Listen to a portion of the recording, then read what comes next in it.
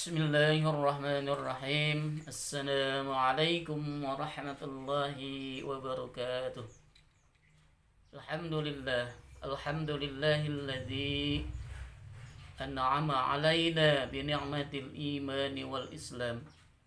Asyhadu an la ilaha illallah wahdahu la syarika lah wa asyhadu anna Muhammadan abduhu wa rasuluh. La nabiyya ba'dah.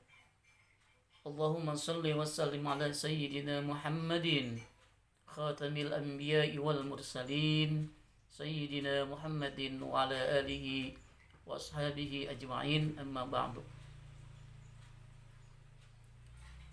Faqad qala Allah ta'ala fil Qur'anil Karim wa huwa asdaqul qailin. A'udzu billahi minasy syaithanir rajim.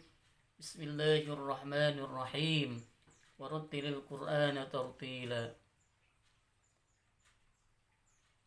Hadirin jamaah rahimani wa rahimakumullah.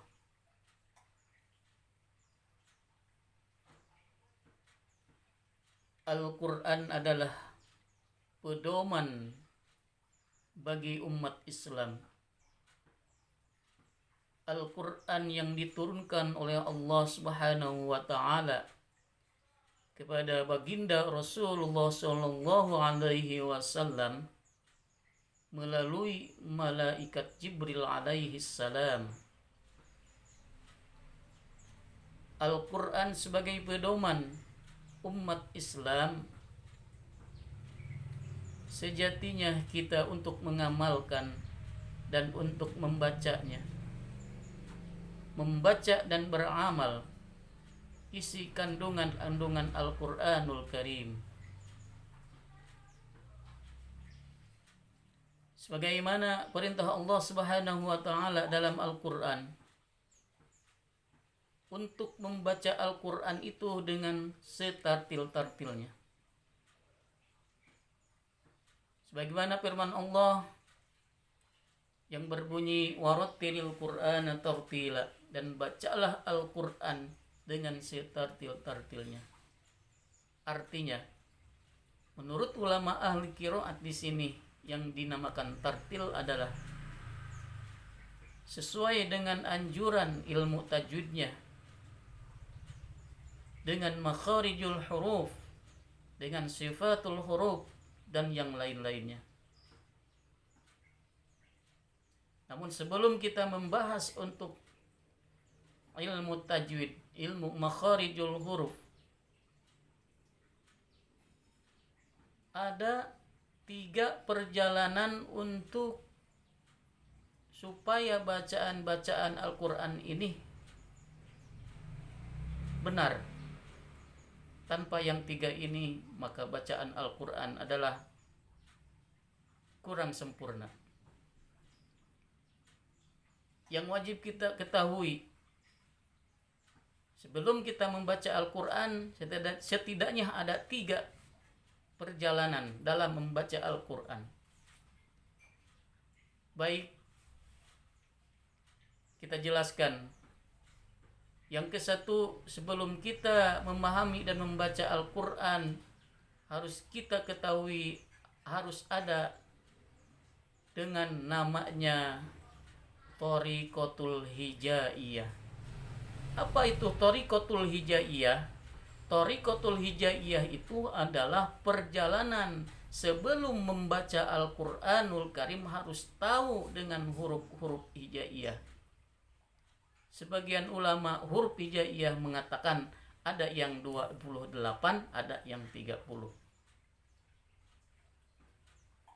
Sebelum kita membaca Al-Quran dengan benar, kita diwajibkan, diharuskan mengetahui huruf-huruf hijaiyah itu, melafalkan huruf-huruf hijaiyah itu dengan benar. Itu yang dinamakan Thariqatul Hijaiyah. Dan yang kedua, dalam perjalanan membaca Al-Quran itu ada yang dinamakan Thariqatus Sautiyah. Apa itu yang dinamakan Thariqatus Sautiyah? Dalam membaca Al-Quran kita harus bersuara, harus ada bunyinya, ada kedengaran huruf A-nya, huruf B-nya, huruf Ta-nya, dan huruf-huruf yang lain. Itu harus disuarakan. Tidak boleh kita membaca Al-Quran di dalam hati. Kenapa? Karena lafal Al-Quran itu, huruf-huruf Al-Quran itu harus kita lafalkan supaya kelihatan benar atau tidak benarnya mengucapkan huruf-huruf hijaiyah yang 28 tadi. Makanya harus ada suara yang kedengaran baik oleh guru kita dan yang lain-lain. Itu yang dinamakan thariqatus sawtiyah. Yang ketiga, ada yang dinamakan thariqatul musfahatul lisan. Apa itu thariqatul musfahatul lisan? Thariqatul musfahatul lisan ini adalah sebagai satu syarat antara murid dan guru dalam mempelajari ilmu Al-Quran, membaca Al-Quran, untuk talaki atau menggurukan atau sorogan. Supaya apa? Supaya sanad kita nyambung kepada Rasulullah Shallallahu Alaihi Wasallam. Dengan nyambung sanad kita ke Rasulullah Shallallahu Alaihi Wasallam, insya Allah kita dijadikan bacaan Al-Quran kita lebih nyambung, lebih bersanad, lebih sempurna. Dengan itu mari kita sama-sama membaca Al-Quran dengan benar, membaca Al-Quran dengan fasih sesuai anjuran Allah Subhanahu wa taala dalam Al-Quran yang tadi saya sebutkan.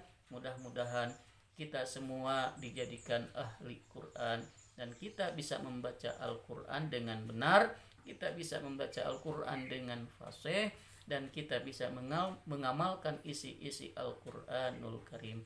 Mungkin hanya sekian untuk pembahasan awal. Mudah-mudahan kita semua diberikan umur panjang, sehat walafiat, sehingga bisa meneruskan kajian-kajian yang akan datang. Wabillahi taufiq wal hidayah wal afu minkum. Wassalamualaikum warahmatullahi wabarakatuh.